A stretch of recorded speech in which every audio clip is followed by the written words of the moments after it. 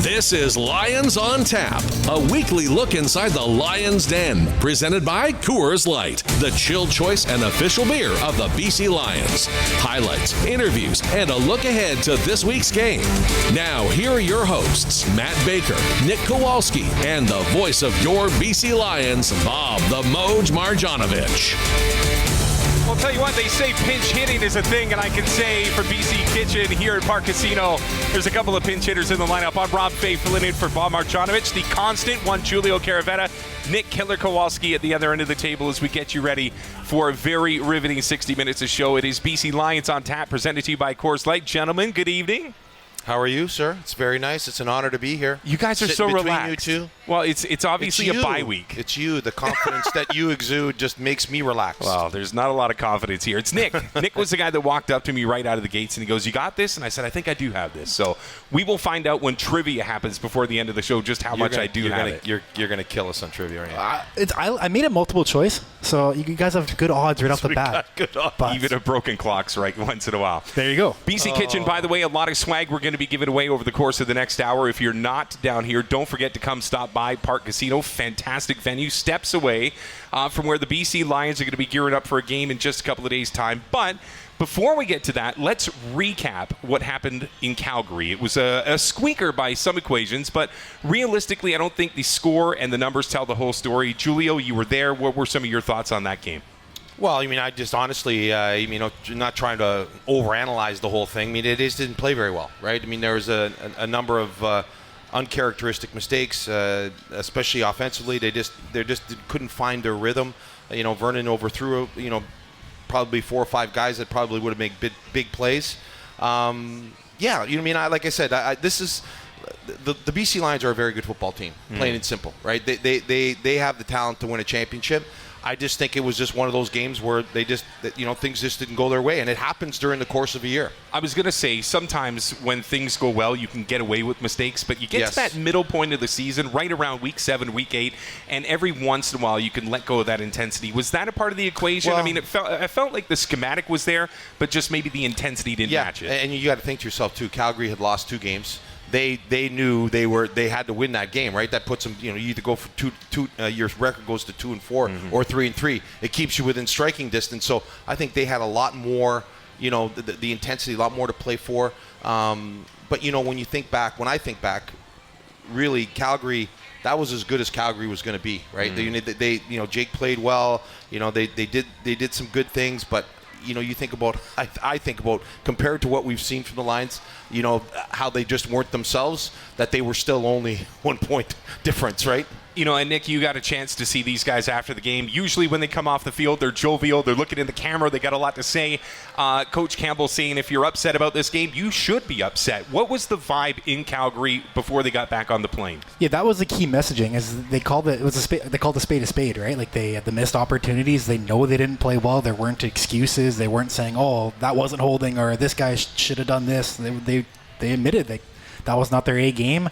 They were trying to, I would say, use as a positive, right? And trying to learn from this experience. You're not going to have these high expectations, and you can't get complacent and all those things, right? And as we saw, if you don't play your best game and you leave it in the hands of a Dave Dickinson-led team with veteran quarterback, veteran O-line, veteran receivers, they'll make you pay, right? Don't bring me your problems, bring me your solutions. It's an old adage. So, Julio, if you were to bring a solution to that and say, okay, let's just look forward to Winnipeg, what are the things that you're tinkering with to make sure that doesn't happen again? I don't know if I'm tinkering with very much, honestly. Like I said, this is a good team. They're a very good team. Offensively, man, they are as explosive as any team in the league, and they have a lot of weapons, and they just couldn't find their mark. It during the course of a long season, and it has been a long season, and I think this break comes at a very good time for them, because you think about, these guys have been going hard at it since the middle of May. And right? I want to say one thing about that schedule. It's been a really quirky schedule. It hasn't been every Friday night. There's been a lot of short weeks in the first 7 weeks of the season for the Lions. And it takes its toll on athletes. It takes a toll on everybody involved. The coaches, the players, everybody that surrounds the team, right? It's a grind. It really is a grind. So the week comes at a very good time. Obviously, they would have loved to have won the game and gone into the week with it. But sometimes having that taste in your mouth, that the displeasure of losing, and carrying that around. I would imagine that when this team hits the practice field next week, getting ready for Winnipeg, there's going to be a certain level of intensity that Coach Campbell's going to like to see. You've been a kicker, you've been a quarterback. I'm going to ask you about those two positions in particular because Sean White's been sensational this season, including the last time he was in BC. Yeah. 7 field goals. Sometimes when things are going well, you just want to keep getting back out to the gridiron. You keep going, and then all of a sudden you've got that blip on the radar. Blessing, curse, or maybe a little bit of both? I think it's more a blessing. Like where Sean is in his career, because he's such a veteran, I think he welcomes the time off. He's just I think I apply that to Sean, and I say the same thing about Vernon. Like when you reach a certain status, and when you reach a certain level of, you've been in the league long enough, you've seen things, you've done things, you've experienced all the nuances of the league that, at this time of their careers, I don't think it's going to be a hindrance at all. I think it's going to be one of those things where I'm pretty sure Vernon would have loved to have practiced today because he's probably, he's probably not happy about the way he played. He admitted that to us after the game, and he was disappointed in himself. But I'm sure he's going to get a few days to relax and then come back, and he's going to be more hungry to get after it when they start again. BC Lions on tap here on CKNW, presented to you by Coors Light from BC Kitchen. Beautiful place, steps away, within Park Casino, steps away from BC Place. Nick, you've had a chance to follow this team as well this season. I know we get Julio's quote-unquote expertise here, but what do you see as far as momentum goes? Because, like I said, the blessing is everybody gets an extra week to get healthy, to rest up, and then get their legs before they start again. But what are some of the things that you saw that maybe you said, you know what, I hope over the next 10 days we can fix that? My first thought is they got their leader back on Sunday in TJ Lee. And TJ Lee, right off the bat there, had a big hit on Mark and Michelle there in the first drive. Obviously, the goal line stand that led to a turnover. But it's not just TJ's presence on the field and his playmaking abilities, but he's breaking it down pregame. Vernon's obviously taken a step in that role, too, as one of the vocal leaders. Gary Peters breaks it down. Alex Hollins does now, too. I think we've tried to beat this drum when you see Alex Hollins and you see him having fun and dancing and all of that. Behind closed doors, he's a leader in this room, a vocal leader too, right? And people look up to him. The youngsters like Stanley Berryhill, Aiden Eberhard, they look up to Alex Hollins. But the momentum you have is really that core leadership, I think. And they're not only just the leaders, they're playmakers too, right? And when you're looking ahead, a guy like Keon Hatcher, who got injured the same day as TJ Lee, he's getting ready to gear up and play soon too. So that's momentum I look at. Okay, I'm going to break this team down because we had a couple of minutes here before, obviously, we bring on Jason Tucker, wide receivers coach with BC Lions. He'll join us on the other side of the break. Let's start with the offensive line. They were a much maligned offensive line in the first week or two of the season. First week. Well, in particular, the first week. But yeah. They seem to really find their stride. They got their groove like Stella did about 23 years ago. But let's get into this where they are right now. What adjustments did they make? And is there any component to this Lions team that will benefit more from the off week than that offensive line? I'm not sure if it's just an offensive line thing, but a whole schematic thing, right? Across the league, sacks are at all-time low, right? And we were talking about this, how a reason for that is not necessarily the offensive line play, but it's quarterbacks getting rid of the ball with under 3 seconds. When it comes to the Lions offense, David Mackey, Javon Catoy being extra blockers. Will Stanback, I think, is kind of an underrated run or blocker in the pass game too, right? We've seen him pick up some huge plays just because of his blocking that wouldn't have been there for Vernon to throw the ball. So obviously you look at the additions of Tyler Packer and Chris Slugger in the interior of the line and working with the veterans, Darrell Broxton, Kent Perkins on the tackle spots there, and obviously Suk Chung. But I think it's not just the old line, right? It's Vernon, it's Will, it's David Mackey, it's Javon Catoy, and it's the whole offensive scheme coming together and benefiting over time. Okay, you've got Stanback, who's just an in-your-face, pound it for you, yards after, picks up the ball, gets an extra 2 or 3 just because he's heavier than everybody that he makes contact with. Then you've got Vernon, who loves to scramble, throw off his back foot, use the entire field. For the offensive line, is that just organized chaos because you don't know if it's coming in the face or if you're going to have to go east-west? I think one of the things that has helped them too is the continuity, right? That they've been the same group and working together, especially those guys up front. It's sometimes it's the unspoken word between those guys. They can point to somebody. They know in a situation what you'd like to do because they've worked with each other for a number of weeks now. So I think the continuity and Kelly's done a great job with them. But Tyler Packer, this is a great story, right? I mean, here's a kid that never played center before, and all of a sudden he's thrown in there and has done a tremendous job. Same with Slugger. He's tough. He brings a certain element of toughness in there. He likes to get after it, and he's the kind of guy that's going to punch you in the face if he needs to, right? So It all starts up front. They've done a very good job, but like when you talk about Stanback and his ability to run as a power runner, the other big part about his game is he can catch out of the backfield, right? He's a triple threat, right? Not only can he run, but he can block, and then you know what you're going to get out of the backfield, right? He's got good hands, he runs good routes, he understands where he's supposed to be, so that's super, super important. And one of the things that you can't, and I know I mentioned it a few times in the broadcast on Sunday, was I really think Jevon Kotoy is a guy that they really, really miss.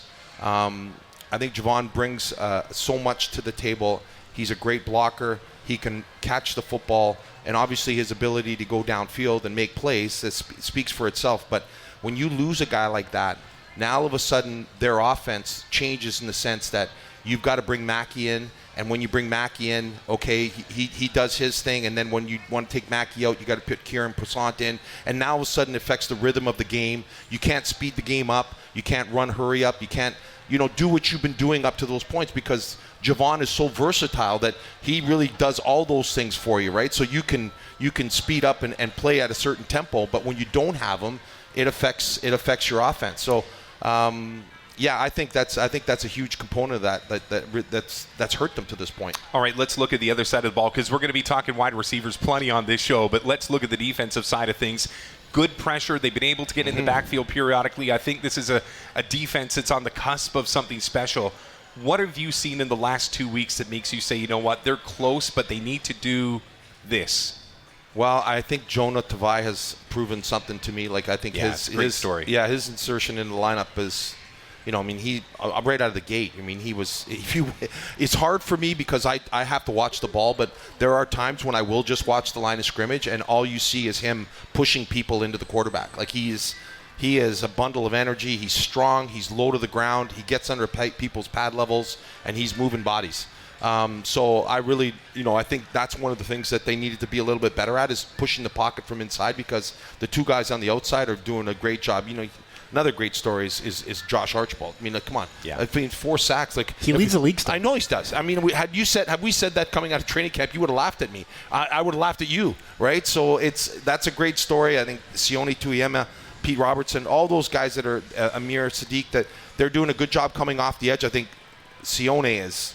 He's, he got. I think he had two. Did he have 2 sacks? 2 sacks on Sunday. 2 sacks. And he's got 4 tackles for loss. He is a force outside. But now you bring Jonah in there, and he's pushing. He's now taking up a double team. Now all of a sudden the outside part of that is you now single up your outsides. Right now they're dealing one-on-one with their ability to get to the quarterback, and that helps those guys. Before the show is done, we will touch on the secondary, because I know that's a young component to the Lions defense, and we'll touch on that. But we're going to take a break here.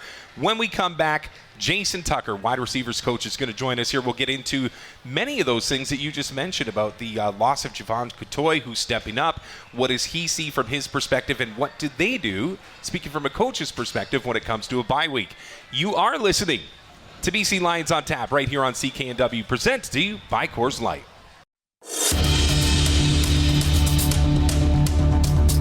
Now, back to more of Lions on Tap, presented by Coors Light. Once again, here are Matt Baker, Nick Kowalski, and Bob the Moj Marjanovic. Rob Fay and Julio Caravetta filling in for Matt and the Moj, who are in parts unknown, to use a wrestling adage here and there. Nick Kowalski, the one familiar face, as we bring you back inside BC Kitchen here at Park Casino. Beautiful place. A lot of people checking out this show today and getting their food, which you can do before every or after every BC Lions home game. Well, it is our pleasure to bring on wide receiver coach Jason Tucker of the BC Lions. First and foremost, Jason, a little trivia for you. Where do you keep your Grey Cup rings? I have actually a safe at home, and I keep them in there. And every now and then, if I go in there, I take a peek at them and look at them. So put them on at the same time? Actually, I don't. I don't put them on at the same time. I just maybe pull out one and put it on. Okay, put it back in there. So. But you got room for a third. I have 3 already. I got 2003, got 2005. What one am I missing? I coached in Sask in 2013. Oh, wow. I have You got me. I have 3. So well, let's get 4. How about that? See, that's what my oldest daughter tells me too. Say you need 4. Because you've got 4 kids. I have 4 You kids. have 4 daughters, right? Yes. She's like, we need one more. So when you die, we all get a ring. Like, That's nice to know. Eh? Exactly. That's what she's thinking about. That's what she's me thinking dying, about. so she gets a ring. Yeah. I told her I'm going to get another one, but it won't be for you. How about that? Well, let's ask this. From those Grey Cup years, how does this team earmark against some of those better teams that you've been a part of, whether it's a player or as a coach? This is actually a good team. Neil and Rick and Riggs did a great job of assembling a group of guys, and we had a good core of veterans that we brought back. So we have the talent. It's just all about coming together and putting it all together out on the field. I don't want to steal Julio's thunder here, but I want to talk about the loss of Javon Cottoy. I was on the sidelines when he was dealing with it. He went in the tent the first time, and when he went under the tent the second time, I said, he's not coming back. And it's got to be, obviously, as a wide receivers coach, frustrating to have that kind of a weapon not available to you. Like I tell everybody, is Javon Cottoy is a cheat code. That, like on any game, video game, he is a cheat code because nobody across the league has a Javon Cottoy. He does everything. Like you said, we don't have to change personnel. He can block. He can run out and catch passes. He can do everything. He's very versatile that way. So without him being in there, it changes what we do on offense. So and the speed too, right? Because that's something. You're an up-tempo team. You want to start beating people because you got that ability. Exactly. So we can go faster when he's out there because he can do what Mackey does. He can do all the things that we need for in the blocking and pass game. So it does change what we have to do. So we have to go in and out of personnel right now because he's not there. At the same time, though, it's not too foreign of a problem that I think this offense has gone through these last maybe 20 games, even dating back to last year, because I remember week 1, like Lucky was out, then week 2, Dom Rams was out, then week 3, someone else was out, and then it was always somebody stepping in. It usually was Justin McInnis stepping in, and we obviously know what Justin McInnis is now, but you've had guys step in like Stanley Berryhill, who really haven't given his spot up. I'm sure you're pleased with Berryhill at 8-2 in the offense so far. Super proud of these guys. I always tell them, next man up. I say, stay ready so you don't have to get ready because you never know when your opportunity is going to come, and you don't want to miss that opportunity. If you miss it, then we're moving on. We're going looking for the next guy. And you don't want to miss your opportunity. You're all here for a reason. I tell everybody in this room is going to play a part in our success. It could be from who he is, Kieran Sant right now, who stepped in and is doing a great job. Last year he was just a young guy that was just trying to, feel his way out and get on. Now he's on the roster. So everybody in that room is going to play a part. That's what I tell them. And I was going to say, as a coach, that you can't stress that enough because it has shown itself so many times in this league. Like, you can get a guy who's on the practice roster and he's getting he's not seeing any action, and all of a sudden in week 14, when things really start to matter, like you say, you got to know your assignment. You're not going to get a big window, but you got to know your assignment. You got to be able to pick up blitzes. You got to know what the route you just can't make mistakes. That's how it is. And prime example, Alex Hollins. He was on the practice roster probably up to week 14. Yeah. And then we put him on the roster, and he flourished. And you see where he is now. He's just continued to grow and get better. You must be super excited about the idea too that when you get back, you're going to get Hatch back too, right? Like, I think it speaks, like you said, it speaks volumes to the fact that and that's the one thing I love about what Neil and Rick and Ryan Rigmaiden have done is that they've gone out and taken the chance on young guys. You guys, the continuity of your coaching staff, you guys have been around a long time. You guys know what you want. You know what you see. But having those young guys come in, but also now when you throw a Hatch back into the lineup, like given what you have talent-wise, I mean, it must be pretty exciting to have that light at the end of the tunnel there. Super excited, to get Hatch back. I'm just super excited for him, to go out the way he went out, in the Western Final. He knew right away he was done, So just for him to get back out and get on the field and start playing again, I'm excited just for that aspect. Are you surprised about that? You know what? He's been him looking and good. TJ. They both were looking good. I know. These past 2 weeks at practice, and they wasn't hesitant. They just jumped right in and went to work. So we have guys that's coming off that type of injury and with no hesitation going full speed and getting in the mix and doing things like nothing ever happened. You're excited for that. Yeah. BC Lions on tap here on CKNW 980. We're broadcasting from BC Kitchen at Park Casino. Jason Tucker is our guest, wide receivers coach with the BC Lions. Jason, I want to talk about Vernon Adams, VA. Just call him V. I guess we're there now. As the new kid on the block, I'm still calling people sir, so I'm learning how to kind of ease up a little bit myself. But I want to talk about route continuation because I see with Vernon scrambling and he holds onto the ball long time, sometimes longer than others. And I wonder what you're talking about to your wide receivers about, hey, this route never ends. You've constantly got to have your head on a swivel, wait for that opportunity because I find – and I don't know if it's just a mental thing or a physical thing or a combination of both, where your guys are extraordinary at continuation and making sure that they're an option. Well, this just give you the secret to the sauce. We practice it in practice. We have a play within our scaly period where it's a scramble drill. So we'll run our normal play, and then all of a sudden we just yell out scramble. So those guys have to move and put them in place like we tell them. One guy goes deep, somebody comes short, everybody on the backside come and get in the quarterback's vision. So we practice it. So it's a good thing. I always tell people it is a controlled chaos, right? I mean, there is a reason for what they're doing. It's not just people running around trying to. And then I think too, obviously, and off to your point of Vernon, is that when you do have an athletic, mobile, smart quarterback who can buy time like that, you just can't give up out there. Mm-hmm. I mean, you just on every play, you just can't be, oh, he's not going to come to me on this side, or I got a chance to take a breather on that. You just can't do it. Not at all. And I tell those guys that I say the ball is designed to go to a certain spot, but the defense does move. So you have to stay ready. And then if the VA extends the play, put yourself in position so he can find somebody. So don't just be stagnant and stand in one place and cover yourself. Move around. With that said, though, I think the one guy that no matter what position he's in is Justin McInnis. He's open. He's been open all year. 69 targets I'm looking at already through 7 weeks. Did you see this league-leading tear and coming from 243-yard games coming from Justin this year? What's clicking for him? You know what, Justin has he's worked himself into a good position. He saw it last year. As he filled in, he was constantly making plays, and that made us make a change going into the playoffs where we started him towards the end of the year. So you could see it. So he worked hard over the all season, and we knew right away that you're going to be a starter for us. And he's filled in, and he's making plays.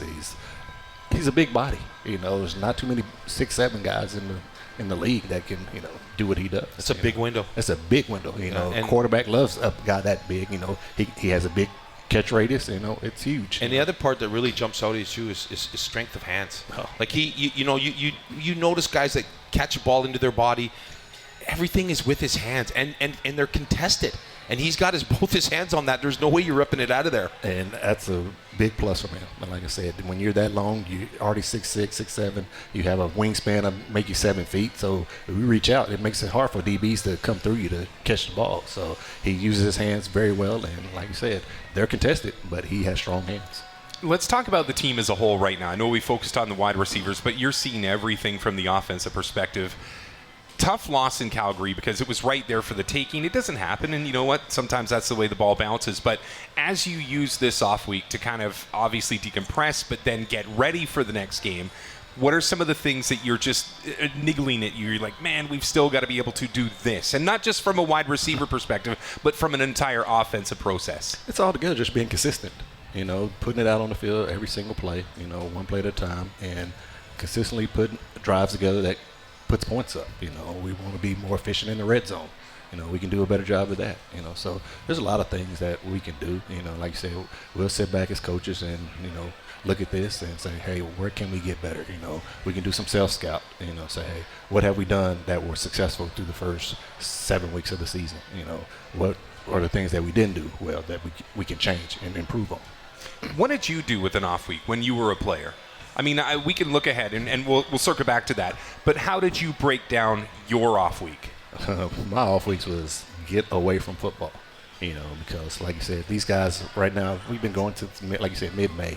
And, you need to decompress and get football off your mind, because it can get taxing any times, 18-game season, you don't even count the preseason, so you need a chance to get away and relax and decompress and come back with a fresh and renewed mind and ready to go. I think that's an excellent point, because anybody who goes out and watch it, just practice.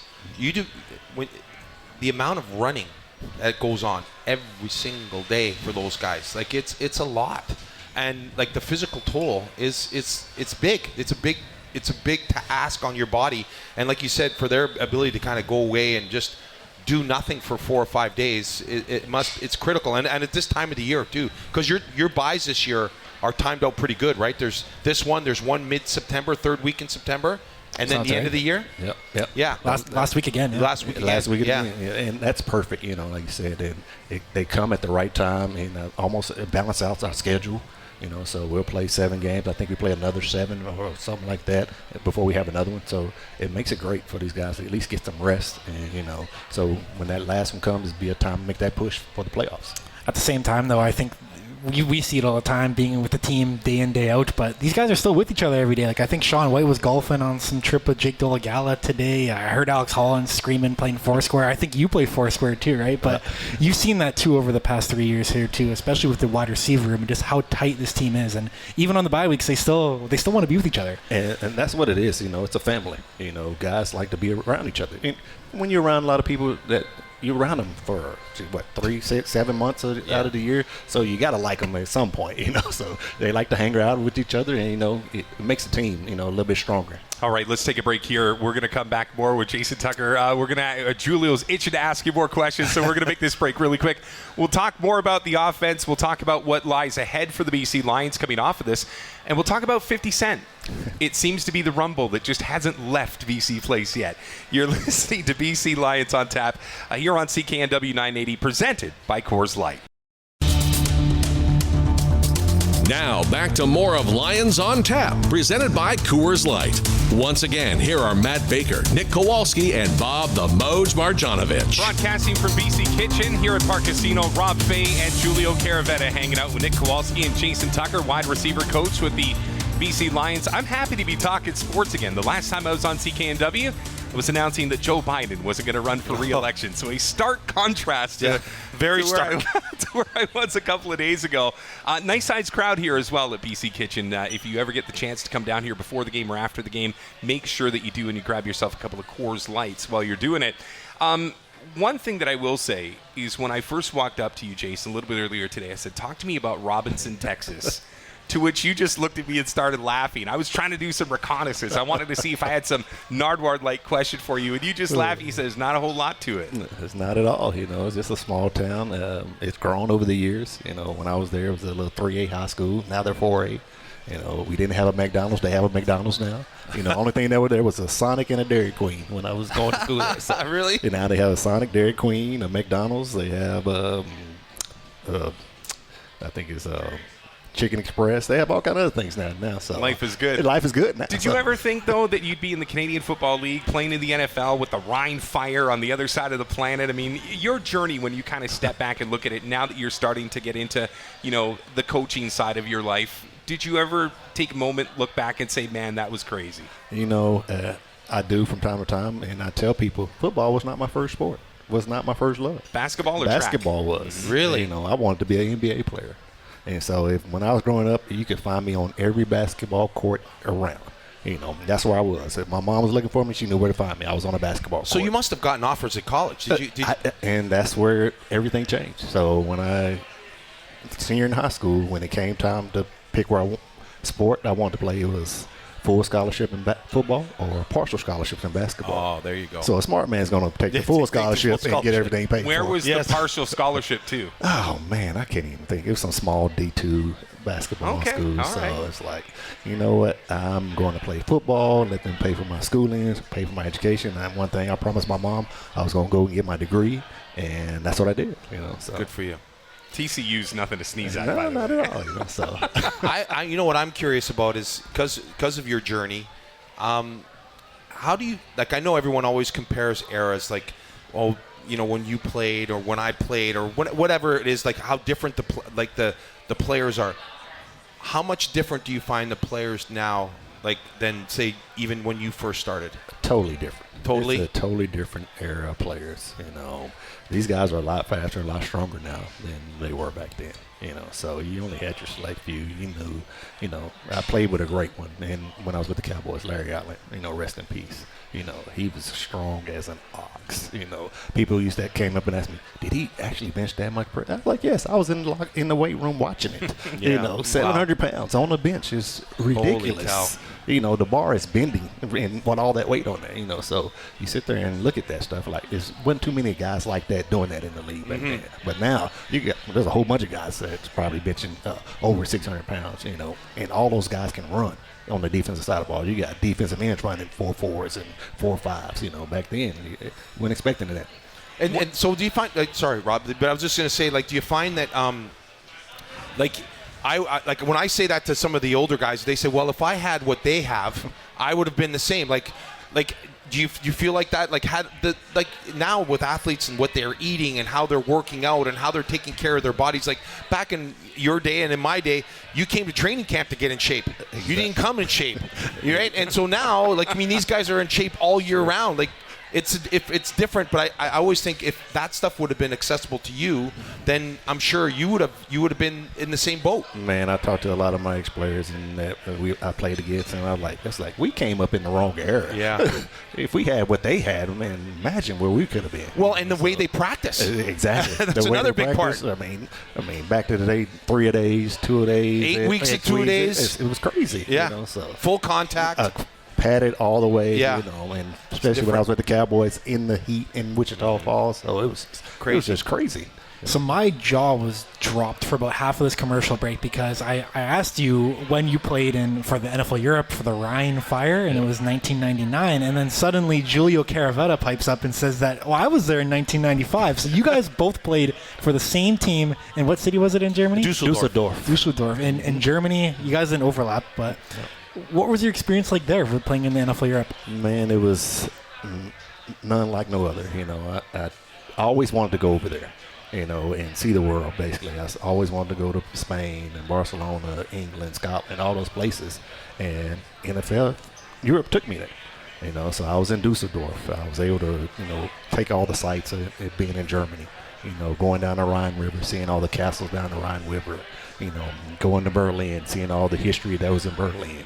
You know, my wife now, she was my fiance. She came over and we went to Paris. You know, one thing I always said I wanted to do. You know, so we went to Paris. You know, got to go being in Scotland. You know, different things like that. Say I want to go back to Scotland because I want to play golf over there. So you know, just things like that. You know, going to Spain go in Barcelona. So I got to see a lot of the world. And I joke with my mom and everything, and because I say football has taken me a lot of places that I said I wanted to go and probably would have never went on my own. So I was blessed to be that, and I always tell her, I'm world renowned, Mom, so just don't mess with me. You're gonna get a kick out of this, okay? So I like you, went to a lot of different places. There was one I didn't go to, Barcelona. Oh, you know why? We were all set to go to Barcelona to play in a game. Yeah. I happened to talk to my sister that week, and she said, "Where are you guys playing this week?" I said, "We're going to Barcelona." She goes, "You can't go to Barcelona." I was just like, "What?" She goes, "Haven't you heard in the news?" I was like, "No." She goes, "Apparently the Canadian government seized 2 Spanish fishing boats off the coast of Newfoundland. They were fishing turbot, turbot fish, and they seized the boat, and so the Spanish government is saying that if you're Canadian, you can't come into the country." So then I went to Oliver Luck, was our general manager. Andrew's father? Andrew's father. Yeah. And so I went to him and I told him, I said, "Listen, this might." He goes, "Are you kidding me?" I said, "No, apparently so." He comes back an hour later. He goes, "Julia, I'm sorry." He goes, "But you can't go." He goes, "Either you fly back to Canada to get a visa because they're so choked about what happened, or you can't come to the game." And I never got to go to the game. Oh, man, you missed out. It was a turbot. And that was, you know what it's like in Dusseldorf. It was cool and cold, and Barcelona was like 22 degrees, warm, beautiful. nice and beautiful. I was looking forward to it, and I never got to experience. That's the most Julio story that we're ever going to get out of the big guy. BC Lions on tap here on CKNW 980. Our special guest, wide receiver coach Jason Tucker, kind enough to join us here for a few more moments. Let's now focus back on the BC Lions. Couple of road games coming off of the break. It's going to be a long time before you set up shop back at BC Place. But let's start with Winnipeg. That's a team that started on the ropes, but they're starting to find their stride. What are you expecting? I know it's a little ways away, but what are you expecting from your Chargers? You know what? It's going to be a hard battle. Winnipeg is always tough. You know, regardless of their record, they are a well-coached team. You know, they have a lot of good veterans over there that still, you know, can get the job done. So, like you said, if they get their mojo going, it could be a tough, and it's going to be tough. You know, it's going to be a 60-minute hard-fought game, you know, so we just got to go in and with our best game and do what we have to do. I think the scary thing is that you're gonna say that every week, and no, that's I'm not. The reality is, like, you look at this league, I think really there's so much parity right across the week, and I don't think there's anybody, like, for a few years Winnipeg I think was just a hair above everybody else. I think they've come back, but I think everybody else is there's a lot of teams that can, if they get on a run at the right time, and we've seen that happen many times. That there's a lot of talent there. That's the good thing about this league. You know, is so much parity in this league. You know, guys move around. You know, so they want to go somewhere else, and it just makes each team a little bit stronger. You know, they pick up a great veteran, and it just helps them out. So you can't say just this team is just it's an easy win. No, because they're all hard wins. You know, it's going to be tough. It's been a pretty memorable season, too, so far, right? Whenever Matt Baker sends out his game notes, I'm always looking through the stats that Steve Daniel provides, and lowest sacks ever on pace right now. I think the field goal percentage is the highest ever right now. So I want to ask you what's going on with the field goal percentage, because the answer is Sean White is being Sean White. But what's up with the sacks in your opinion? Is it as simple as the offensive lines are better, or what's going on in your expert opinion? You know, it always happens this way where the offenses are always usually ahead of the defenses early in the year, and you can see it, and so guys are still getting their footing early in the year on the defensive side of the ball, you know, getting comfortable with the schemes, you know, and once they gel, then you see everything starts coming back together, you know. Defenses, the sack totals will probably go up in the second half of the season, things like that, you know. So it just happens that way. All right, I'm going to take you off the grid here for a question. We're in a restaurant, BC Kitchen. Obviously, they do food really good here at Park Casino, a number of different options. What is your go-to recipe? If you're cooking for the boys, you're not cooking for the daughters and the missus, you're cooking for the boys, what are you cooking for them? Well, they're probably going to get on me, but I usually barbecue. Okay. Being from Texas, Yeah. I'm a barbecue guy, you know, so I think it was 22, I barbecued for the whole receiver group. Ooh. And I brought it in, you know, I brought ribs in, barbecue chicken, sausage. Wow. You know, I did all that. I just brought meat in for them, and I said, y'all can do the rest. So I did that for them, and they were like, Coach, you got to do this again. You know, so That's awesome. I'm a barbecue guy, so. Nothing wrong with that. Yeah, let us know, please. We'll come down and film it, maybe get the leftovers. You know, so. Is the key the smoke or the sauce? Can't tell you the secret, you know. Can't tell you the secret. It's my okay. secret. It's gonna hide it. Oh my God, my secret, you know. All right. It's both. You know what? Probably is both. We'll tell you what, Jason, we really appreciate you coming on. Thank you for making time for us today. I know it's a bye week. You could be out golfing or hanging out with your friends, but enjoy BC Kitchen for the rest of the night. We'll catch up with you when the show is done. And more importantly, enjoy your time off. 'Cause I know how many hours you guys put in, and you deserve a break too. That's what I'm going to do. Try to get some downtime and just There you go. relax. You know. Good for you. You've earned it. All right. Yeah. Thank you very much, Jason Tucker, wide receiver coach with the BC Lions. We'll take a break in a moment. When we come back, Nick Kowalski is going to get down to business. Usually he's got Matt Baker and the Moj, who are two trivia aficionados, replacing Matt Baker and the Moj. And Nick had to go multiple choice for us. That's know. how bad it's going to Well, be. that's because I put out my plea for help. Yeah, I said, I hear listen, if it's not baseball, probably going to be in a rough conversation. No matter what, it would have been multiple choice. It just makes it a lot more fun. It's really close and narrow, all these guys. By the way, I read the notes, the game notes, in Matt Baker's voice. I read them as Matt Baker. Do you? Well, yeah, I do. We'll take a break here, and when we come back, we'll get into that. I'd like we'll to put a hear big that. old. I'd like to hear that. I'd like to hear you doing Mac Baker. I do a better Moj than Matt Baker. Okay, but then I'd we'll like save to- that for we'll a save rainy it for day. later. Okay, all right. When we come back, trivia. We're going to be giving away some swag here at the venue, and when we come back, much more. You're listening to BC Lions on Tap here on CKNW 980, presented to you as always by Coors Light. This is Lions on Tap, presented by Coors Light, the chill choice and official beer of the BC Lions. Now it's time for Nick Kowalski's world-famous trivia. Here we go, guys. All right, so we're stepping in for the trivia this week. We got Rob and Julio, as mentioned. Like I said, I gave you guys some multiple choice answers, but no matter what, it would have been multiple choice because we're doing all things BC Lions geography with the roster. Oh, I like that. So I'm Can always I get help from the fans that are here? I mean, you can call a friend. Okay. I'm going to use some lifelines, I promise you. Julio put his glasses on. That's why I know I'm in trouble. But that's my theme this week. I always try to get a theme, and the first idea that popped in my head is it's a bye week. Guys can go home, right? So let's figure out where these guys would go home if they were to go home. Love so it. we'll hit you with the first multiple choice question. From which province are the most BC Lions players from? So this is obviously Canadians. We got A, Quebec, B, BC, C, Saskatchewan, or D, Ontario. What are you guys' answers? I'm going to go D. I going- think it's Ontario. I'm going D2. Point for Rob, point for Julia. The answer is I'm going Ontario. home. I'm leaving on a high. 7 players from Ontario: Adrian Green, David Mackey, Isaiah Messam, Andrew Pearson, Patrice Renee, Anu Una, and David Neville. We'll warm you guys up here, though. Can you guys? Who's second? What was second? It goes right into my next question here. We'll warm you guys up a bit. It's BC was 6, so it's very close. Can you name the 6 BC players on our team?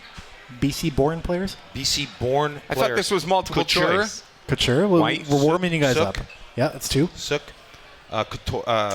Katoy. Katoy is incorrect. Katoy was actually born in St. That's Vincent right. in the Grenadines. That's right. He was so in- that's the right. Caribbean, Okay. yeah. It's a little farther I away get because from- he played. He was in Langley from the Langley Ramblers. We got a longtime vet. Sean White, There's one. A linebacker. Haladic. Yep, Vernon, BC. A big new signing this year. Is that a hint? Plays on defense. A big new signing. Big new signing. Came from down south. Give it away. Oh, Christian Covington. Christian Covington. Jeez. Yeah, born in Vancouver. And the other guy's a new receiver. He just stepped in. Oh, Kieran Poisson's. Kieran Poisson's born in that's right. Vancouver, yeah. Is So he there born you in go. Vancouver? He Yep. played for West Shore, for the West Shore Rebels on the He's island, yeah. I got a chance to talk to him, by the way, last week. What a great kid. Deep voice, eh? Oh, he's surprisingly awesome. deep voice Yeah, for Kieran yeah. Poisson. We'll move on here. So we'll go to question Hold on, 2. Why does he have a surprisingly deep voice? What makes it surprising? Well, I think you look at him and you don't expect it.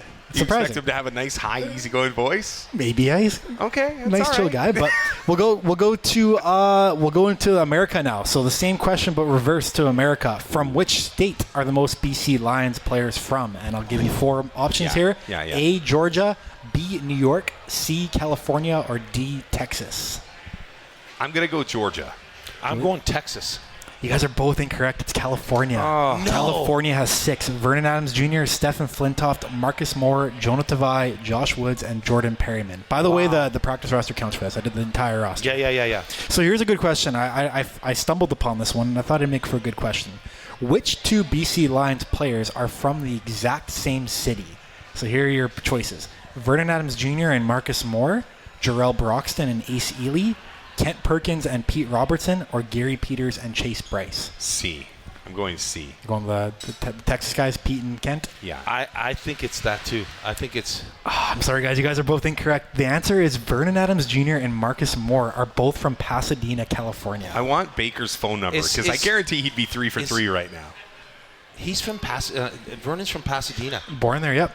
And then obviously moved up to Washington. Then I was going to say, then he went to Eastern. Same with TJ Lee, though, right? TJ Lee was born in Houston, Texas. Okay, but- and then he found his way to Eastern. Yep. That's a long way. That is That's a long way from Wait a minute. California. Where was TJ Lee born? Houston, Texas. I thought he was born in Seattle. It says Seattle, but he was definitely born in Houston, Texas. So that Were you- means were you so there? you did. Did Hey, you- no, hold on a second. So that means you cheated.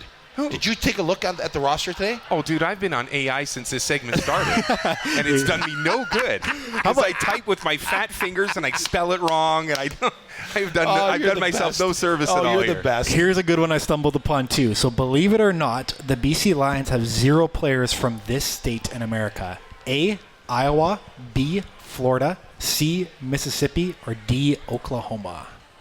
Oklahoma. What do you got, Julio? I'm going to go Mississippi. Oh, you guys are both incorrect again. It's not Iowa. It's not Iowa. It's not Iowa. So Keon Hatcher is from Oklahoma. Alex Hollins and Terry Williams are from Mississippi. The answer is Florida. We have no Florida-born No. players. Yeah, right? Isn't that Are you kidding me? That's wild, right? That is very, very wild. Other states we have no players from: Alabama, Tennessee, Louisiana. Not surprising. So, by the way, I get Julio's way to do this now. The more surprised he acts, the longer it takes to get to your next question. More The research. fewer questions You know we get. who's from Iowa?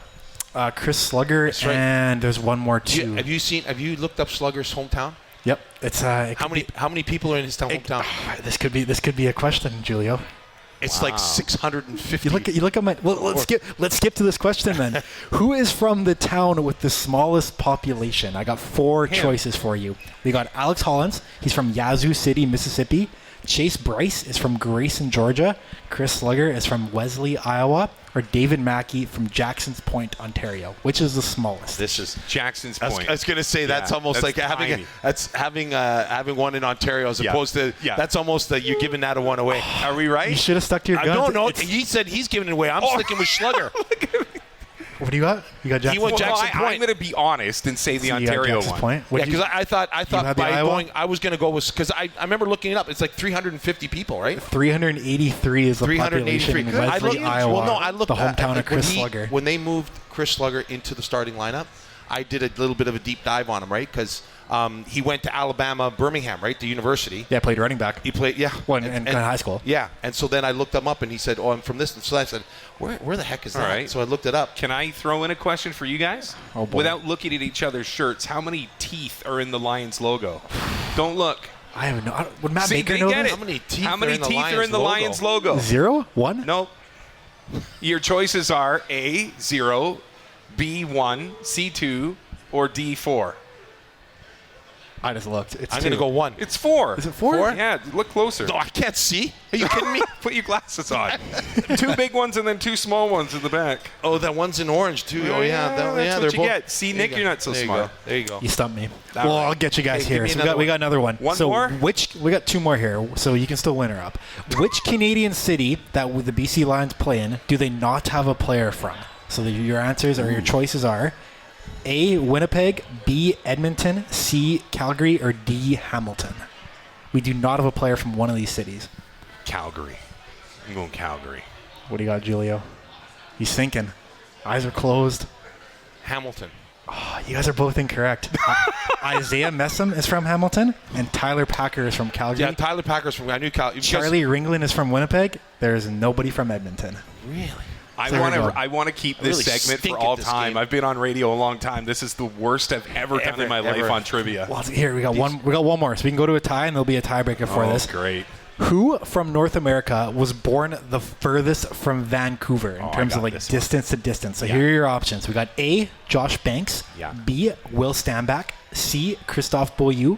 Or D, Ronald Kent Jr. Ooh, I'm going B. You got Will Stanback? Yeah. What do you got? I'm gonna go Beaulieu. You got Beaulieu. We're going to a tiebreaker because it's Will Stanback. It's 2-2. How did you dig it? Stand Well, back. because when he became a starter, I did a deep dive and I started to research him a little bit. Okay. You know. The tiebreaker question, I actually planned this out in advance. You didn't get it. You got How are to you gonna give me Maxime Royu? I said North America. Oh, okay. Because he was born in France, right? So Rob and Julio, I'm going to get you to write this down. You got to give me how far Will Stanback's birthplace is in kilometers to Vancouver. Where's his birthplace? I'll give you the hint. It's Hempstead, New York. So Oh. write your answers down. How many kilometers? Yeah, from Yeah, Vancouver. I got this one. No That'll be- problem. Don't be afraid to go over or under. We'll just go closest No, to. no, I got this one. It's over. I've won. All right, submit your answer, Rob. Yeah, right there at the top. All right, Rob did go over by a bit. I'm gonna go Could be 5,200 kilometers. Then I won. Rob won. Rob put 4,425. Yeah. Julia put 5,200. The answer is 3,934 kilometers away. Julio. Only 33. Them's the 39, breaks. 39,000. 39,000 or Yeah. 39,000 or And it's- 3,900 And kilometers. it's east of New York too, Hempstead. So is Jake Dolegala is from the state of New York too, but he's from like near Buffalo. well, it's like 4,800 kilometers to point to Toronto. point, point to point. As the bird flies. It's I going think they around. call It's it. going around Lake Ontario. That's where we're going around. Point No, to point. no, it's as the bird flies. I said I stated it. You can go back and listen. Point to point. I can't believe you're arguing over this, Julio. I don't we care. had the worst session I of hate trivia this. Let's end this imaginable. segment. What a comeback! All Let's right, end this Rob's segment. the winner. They say. Good for you, Rob. Well, sorry. You know what? We've missed a few things. I didn't even ask Jason Tucker about 50 Cent, man. I had him right in front of me. I had the question ready, and I didn't ask. So, okay, very quickly, we've got about a minute and a half here. I want you guys to do the awards, just the two of you. Offensive Player of the Year, Defensive Player of the Year to this point in the season, and your MVP. Just the basics. Nick, take it away. Go ahead.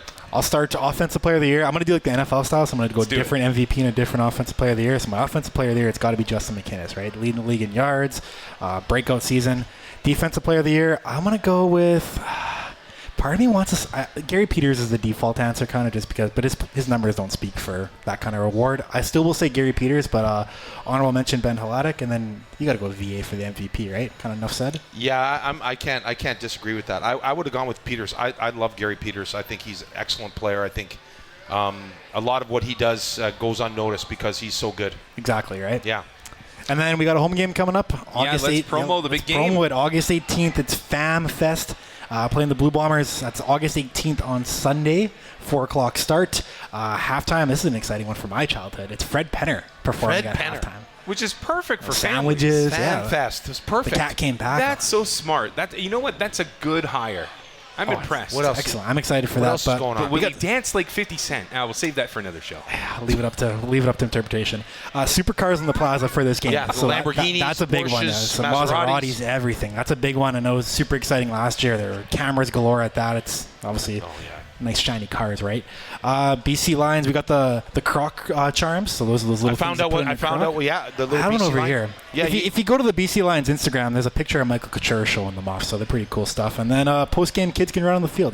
Wrap it up. Oh, with that's the fan awesome. I fest love thing, that. so When we do got our everything post going games on. all over, they do that. It's awesome. Yeah. So there you go. There's my best. I'm filling in for Matt Baker on You this did run. great today. So Guys, thank you that's all for you gotta making know. me. This was my maiden voyage on this week's that it? BC Lions on Tap. That's an hour. We've done it. We've gotten through it. Are you serious? That's an hour? Yeah, that's Last year was half an hour. So There you That was go. excellent. Welcome to the big times. Awesome. Julio Caravetta, you, Nick buddy. Kowalski, thank you for everything. To everybody that showed up at BC Kitchen today, thank you for stopping by. Coors Light, thank you for your support. My thanks to Trevor Martins, Mike Whittingham, and safe travels to Moj and Matt Baker as they make their way back from their own bye weeks. We'll be back here next week for the final time. I'm Rob Fay. This has been BC Lions on Tap, proudly heard on CK and W980. Good night.